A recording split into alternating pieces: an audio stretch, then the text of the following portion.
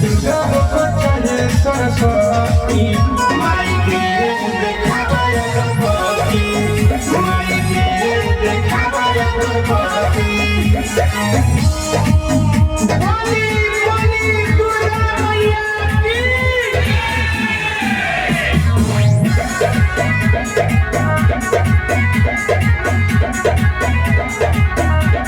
देवी मैया सुनरी भैरवी के दुलरी बिगड़ल किस्मत सवारती है बिहारिया के पुजारी मैया के करते आरती है नव दिन जरा के धूप बहती नव दिन जरा के धूप बहती माई के